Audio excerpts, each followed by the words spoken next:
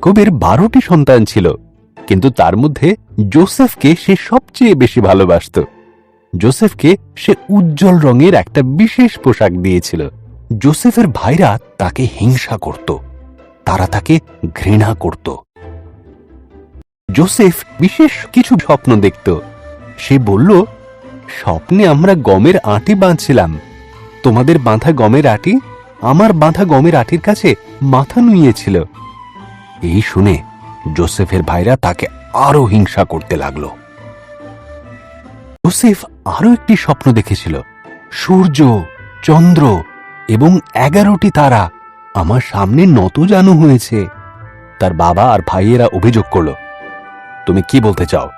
তুমি আমাদের শাসন করবে? ভাইরা মাঠে মেষ চড়াচ্ছিল। তারা দূর থেকে যোসেফকে আসতে দেখল।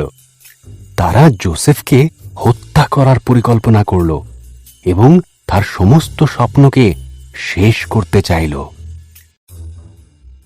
রুবেন বলল, আমাদের ভাইকে হত্যা করা অন্যায় হবে, বরং এই পরিত্যক্ত কুয়োর মধ্যে একে ফেলে দেওয়া যাক।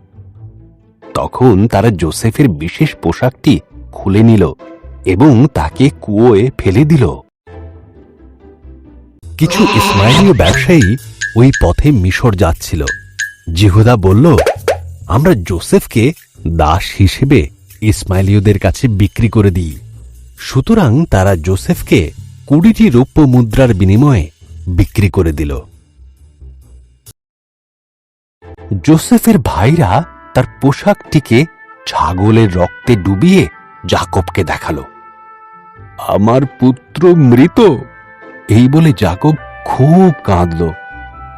ইতিমধ্যে যোসেফকে মিশরে নিয়ে যাওয়া হলো, কিন্তু ঈশ্বর যোসেফের সাথেই ছিলেন। মিশরে ইসমাইলীয়রা যোসেফকে ফরৌনের এক সেনাপতি পটিফরের কাছে বিক্রি করে দিল। ঈশ্বর যোসেফকে আশীর্বাদ করলেন এবং সে জীবনে প্রতিষ্ঠিত হল।